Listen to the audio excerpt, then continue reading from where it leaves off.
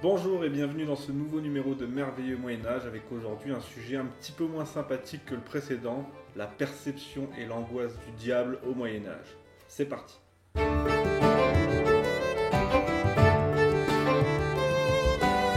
Il est l'incarnation du mal, le tentateur, le prince de ce monde. Au Moyen-Âge, le diable est on ne peut plus présent dans les esprits. Attention, quand je dis présent, je veux dire présent partout.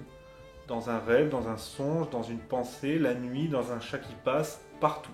En cette époque imprégnée de religieux sur tous les plans de la société, la figure du malin hante l'imaginaire, à tel point qu'on en vient à se demander si le christianisme, et en particulier la religion catholique, n'est pas une religion dualiste. Dualiste, c'est-à-dire qui considère que le principe du mal est indépendant de la volonté de Dieu qui lui incarne le principe du bien. C'est ce qu'on appelle une religion dualiste.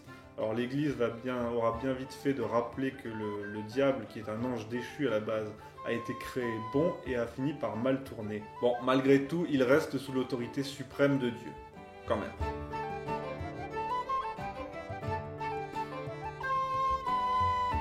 C'est dans le Nouveau Testament que le diable prend toute sa place en venant dissocier la figure ambivalente de Yahvé, Dieu de miséricorde, mais aussi de colère et de vengeance. Je sais pas si vous avez lu l'Ancien Testament, mais c'était autre chose Dieu à l'époque, fallait pas le chercher, pépère. Pour l'Église, la chute des anges marque l'entrée du malin dans ce monde, et comme l'écrivait saint Augustin, le péché originel place de fait les hommes et le monde matériel sous son pouvoir. Il disposait même d'un droit sur nous, le ius diaboli. On l'a dit, Lucifer est le prince de ce monde, celui qui mène le bal, celui qui avec ses sbires et son armée de diablotins combat les anges, avec lesquels il partage une même nature, combat aussi les saints, la Vierge et le Christ. Si on regarde le Moyen-Âge dans sa globalité, on s'aperçoit, et les historiens en parlent, que le diable est totalement absent des esprits avant le 9e siècle et qu'il faut attendre l'an 1000 pour que ces traits monstrueux apparaissent. Dans l'esprit de l'homme du Moyen-Âge après l'an 1000, le malin est omniprésent par l'esprit tentateur qu'il inocule chez les pécheurs, mais aussi en tant qu'entité matérielle. À ce sujet, les récits médiévaux sont pleins de représentations de Satan sous des formes animales comme l'oiseau noir, le chat, la mouche, le serpent, et même sous forme humaine lorsqu'il parvient à usurper l'identité d'un jeune beau garçon ou d'une belle femme, ou même de l'archange Gabriel. Dans les apparitions relatées par les moines de l'époque, le démon est d'apparence humaine, mais il est largement enlaidi par sa nature sombre. On le représente souvent au XIe siècle comme un être petit et laid, bossu et mal vêtu, et à partir du XIe justement, on lui ajoute même des traits d'animaux comme des griffes, des crocs ou encore des cornes. Dans certaines croyances folkloriques, les diables sont réputés pour avoir une intense activité sexuelle, allant jusqu'à mettre enceinte des femmes qui accouchent alors de changelins, ce qu'on appelle des changelins, c'est-à-dire des enfants de démons.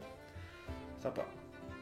Outre ces agissements directs sur les hommes, au plus profond de leur conscience, où le bien et le mal se livrent une lutte sans merci, le malin est également crédité de toutes sortes de catastrophes naturelles, des tempêtes aux famines en passant par les fléaux. Il coule des navires, fait s'effondrer des édifices et empêche même parfois leur construction, comme au XIIe siècle lors de la construction de la cathédrale d'York, où on dit qu'il aurait rendu les pierres impossibles à soulever. Ouais, enfin, faudra un peu se renseigner sur la motivation des ouvriers ce jour-là aussi, parce que le coup du diable, bon.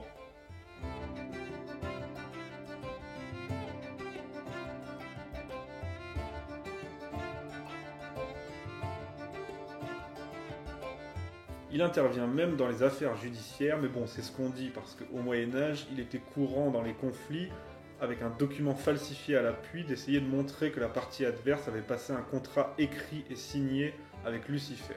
Pour faire face à tous les assauts du malin omniprésent, l'homme du Moyen-Âge disposait de tout un tas de moyens de lutter contre Lucifer, à commencer par l'Église déjà, qui constitue en soi un puissant rempart contre le mal.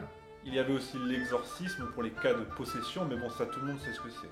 Le baptême, bien sûr, dès les premières années de la vie, histoire de mettre toutes les chances de son côté. Le jeûne, la prière, les objets sacrés, mais surtout le signe de croix jugé très efficace. Puis pratique en plus.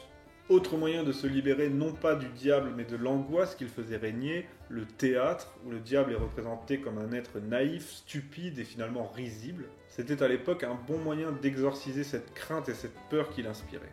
Bon, à mesure que l'idée selon laquelle Jésus s'est sacrifié sur la croix pour racheter les péchés des hommes, à mesure que cette idée va progresser, l'influence et la peur du diable va progressivement diminuer. Malgré tout, au XVe siècle, c'est-à-dire après les luttes contre les grandes hérésies, on va se mettre à penser que les forces du mal ont lancé une vaste offensive sur le monde et même qu'un complot satanique est en marche. C'est à cette période que les pouvoirs ecclésiastiques et surtout les pouvoirs civils vont être comme pris de panique, et c'est là que vont commencer les grandes chasses aux sorcières.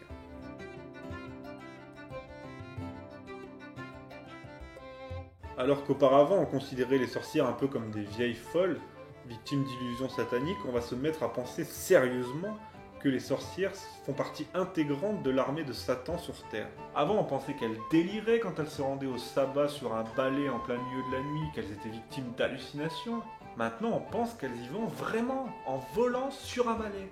Enfin bref, ça va être barbecue party pendant un bon moment, et particulièrement dans les pays protestants d'ailleurs, où l'Église n'a pas le pouvoir de tempérer les ardeurs et les folies collectives déclenchées par les autorités civiles. Enfin, le diable était également désigné comme inspirateur des ennemis intérieurs, ça on vient de le voir, mais aussi des ennemis extérieurs de la chrétienté. Pour les chrétiens de l'époque, les dieux qu'adoraient les païens, par exemple, étaient tout simplement des démons. Bon, faut dire que certains ont carrément l'apparence, quoi. Et les musulmans et les juifs étaient également associés au diable, de même que les hérétiques, dont on pensait qu'ils étaient les membres d'un corps dont Satan était la tête, par opposition à l'Église, corps dont la tête était le Christ. C'est à cette époque, 15e siècle également, donc, que se développe la majesté de Satan dans les représentations. On trouve de plus en plus le diable représenté avec une couronne, un sceptre, assis sur un trône et surtout d'une taille gigantesque. De quoi entretenir largement l'angoisse et l'imaginaire d'une époque tourmentée au plus profond de sa conscience, individuelle comme collective.